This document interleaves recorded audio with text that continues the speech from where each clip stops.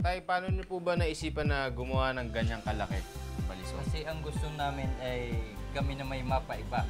Kami ang magkaroon ng naiibang record. Kasi kung ang gagayanin mo lang yung nagawa na ng iba, eh hindi ka na magiging kilala. Para copyer ka lang. Oo, ganun. Tama nga naman yun. Binibenta ba to? Binibenta. Magkano yung ganyan? Ari po ay 2,000 ang aming hinihingi. 20,000 hinihingi. 20,000. Ano yun, tatay? Ano? Ito naman yung Kakaiba rin yan, kakaiba. Ito yung pinakamaliit naman sa balisong. So, pag sa bearing, pag sa bearing nandito yung pinakamalaki, pag sa panaman, nandito yung pinakamaliit. Kita nga natin.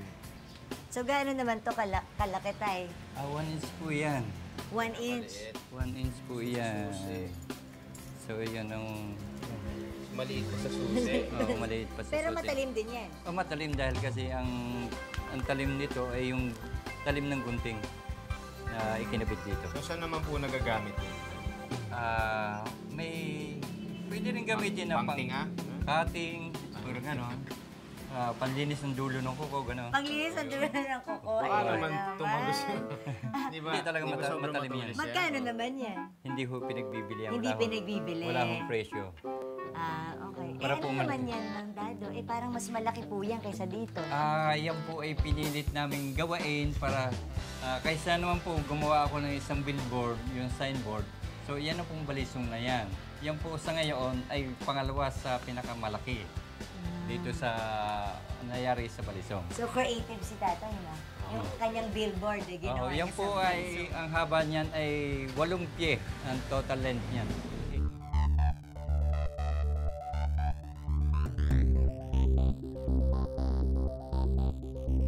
Wag na wag niyo siyang hahamunin sa balisong dahil fastest hand in the south itong si Mang Dado. Mabuti na lang at ginamit ang husay ng kamay niya sa pag-design ng mga makabagong estilo ng balisong. Mga bata, wag na wag niyong gagayahin ito ha. Isang palabas lamang ito. Mang Dado, etong spot mo! So, nakita nyo naman, ereng balisong ni Mang Dado.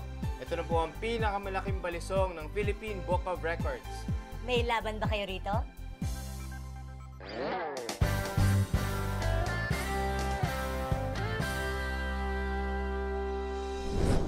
Dati-rati, kapag ikaw ay may tattoo, iniisip ka agad, ikaw ay bad boy o di naman kaya ay ex-convict. Pero lately, marami nang sumasang-ayon ay ito ay nagiging form of art. Kaya dito, sa Dutdutan 2013 ay makikilala natin ang most tattooed Filipina.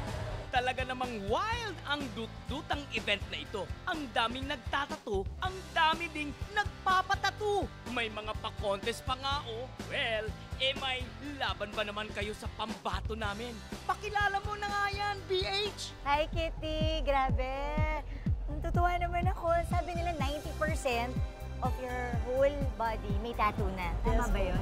Yes po. Oh my God! Kailan ka nagsimulang magpatattoo? Nagsimula ako magpatattoo nung Dutdutan 2008 po yun eh. So, in that time, na-educate kasi ako na sobra. Tapos, namulat ako. Dito ko nakakita ng mga malalaking tattoo, ng mga babaeng may tattoo. So, para sa akin, ang ganda-ganda talaga. Na-amaze ako. At the same time, nainggit rin kasi parang ang ganda talaga eh. Iba yung dating, cool, gano'n. So, naganda. What was your first tattoo? Eto po, koi fish. Ito yung unang-unang tattoo mo. Yes po.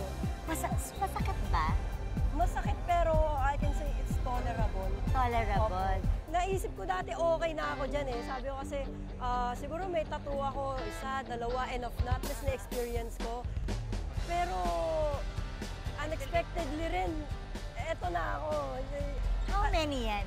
Do you count? Do you keep count of how many tattoos you have? I all over? actually lose count na po eh. You lost count Opo. na. Meron ka bang motive dito sa katawan mo? Opo. Etong back piece ko po, which is my biggest piece in my body, it's called bioorganic tattoo po. Can I see?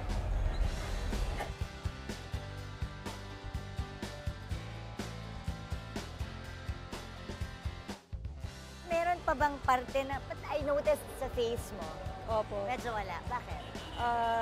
Respeto ko na lang po kasi sa parents ko kasi kahit dad ko yun ang pinakiusap niya. Ay, talaga. Opo. Sana kahit puno ka na ng tattoo ngayon, sana anak, sabi niya, huwag sa mukha please. May bala ka ba?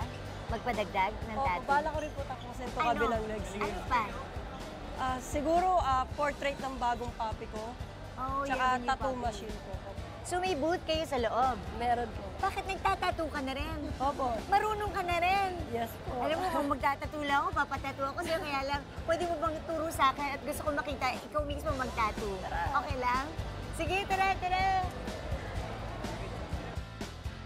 Ayan, at masasaksihan natin ang husay ni Kitty sa paghawak ng karayong.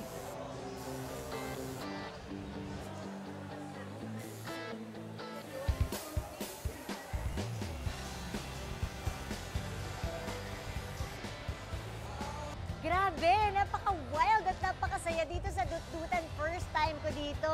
Sayang walang aking partner. Teka, kung nandito kaya siya, ano kaya ang ipapatattoo ni Ping?